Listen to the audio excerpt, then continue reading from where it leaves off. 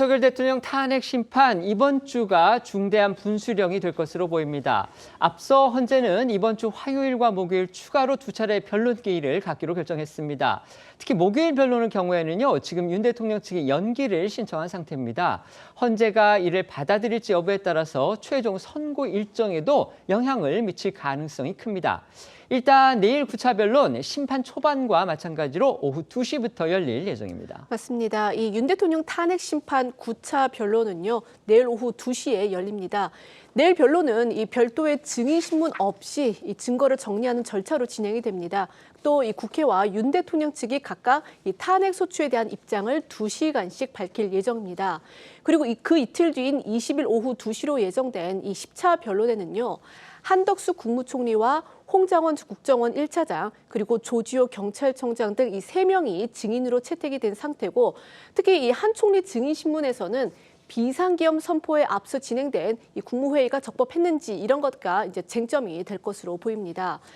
다만 이 윤 대통령 측이 10차 변론을 미뤄달라고, 그러니까 형사 재판을 이유로 해서 10차 변론을 미뤄달라고 신청을 했기 때문에 일정이 바뀔 가능성도 있습니다.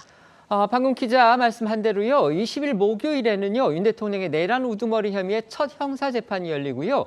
이 자리에서 구속 취소 신문도 열리게 됩니다. 그렇기 때문에 대통령 측에서 탄핵 심판을 다른 날로 해달라 이렇게 지금 요청하고 나선 겁니다. 이 형사재판과 탄핵 심판의 대리인단, 그러니까 변호인단이 중복되는 만큼 방어권 보장을 위해 25일쯤으로 연기해달라는 게 대통령 측 주장입니다. 대통령 측은 특히 20일 형사재판에서 구속 취소 심리가 이뤄지는데, 이는 내란죄 수사의 문제점 전반을 다투는 중요한 기회여서 윤 대통령이 출석을 원한다고 강조했는데요. 20일 오전 10시부터 열리는 재판은 원래 준비 기일이라서 피고인이 출석할 의무는 없지만, 이날 법원이 구속 취소 청구 심리도 진행하기 때문에 윤 대통령이 직접 출석해 불구속 재판의 필요성을 주장할 것으로 보입니다. 그간 속전속결을 주장해왔던 국회 측에서는요, 20일 기일 변경 이거 안 된다, 반대한다 이런 내용의 의견서를 헌재에 냈습니다. 네, 국회 측은 지난 15일 헌재의 기일 변경이 불필요하다는 의견서를 내면서 형사재판과 탄핵 심판은 시간대가 달라서 변론 진행에 문제가 없으며 변경하더라도 21일 오전 등 가능한 빠른 시간대로 기일을 다시 지정해달라고 요청을 했습니다. 헌재는 재판관 논의를 거쳐 20일 기일의 변경 여부를 판단할 방침인데요.